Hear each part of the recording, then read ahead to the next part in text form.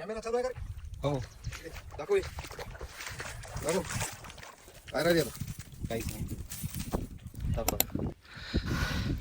राज्यात भयानक चित्र आहे. जमीन कमी पाणी जास्त अशी परिस्थिती आहे. शेताची पार नदी झाली आहे.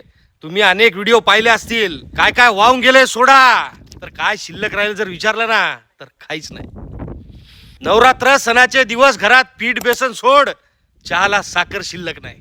लोकांचा दसरा गेला, दिवाळी गेली, लेकरांचे पुस्तकं वाहून गेले, जनावरांना मुठभर चारा देखील शिल्लक राहिला नाही. आणि मुख्यमंत्री फडणवीस पक्षाची मोर्चेबांधणी करताय. करो जाओ करा, खुशाल करा. पण सकाळी एक बातमी पाहिली. मुख्यमंत्री म्हणतो की शेतकऱ्यांना सरसकट ओला दुष्काळ नुकसान भरपाई शक्य नाही. 21 लाखाचा पलंग बनवायला पैसे आहे, 20 लाखाचं किचनची ट्रॉली बनवायला पैसे आहे. शेतकरी मरणाच्या दारात आणि यांना पलंग सुख घ्यायचं आहे. एका सोप्याला 21 लाख आणि शेतकऱ्याच्या एका गुंठ्याला 85 रुपये, असा नियम आहे का? देवा भाऊ म्हणून गल्ली स्टिकर लावायला पैसे आहे. देवा भाऊ काचा भाऊ बे भावान्या. 1450 कोटी रुपये खर्च करून नाशिकला कुंभमेळा भरवायला पैसे आहे.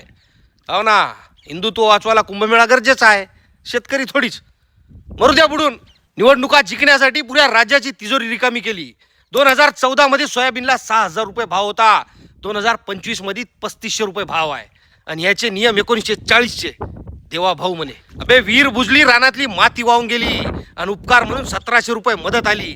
लाज वाटू दे थोडी तरी. एवढी पण चेष्टा नका करू शेतकऱ्याची. हृदय शून्य माणूस आहे. वक्कट तोंड्या अपशकनी पीठ माग्या. याला शेतकऱ्याची काळजी तर नाहीच, पण किंमत पण नाही. पंजाबमध्ये पण अशीच परिस्थिती होती. सगळं सरकार, सेलिब्रिटी, गुरुद्वारे सगळे आले, लंगर लागले. आपल्याकडं साधी सहानुभूती सुद्धा नाही. खंताय आम्हीच उरावर घेतलं ना, आता मुता कानात.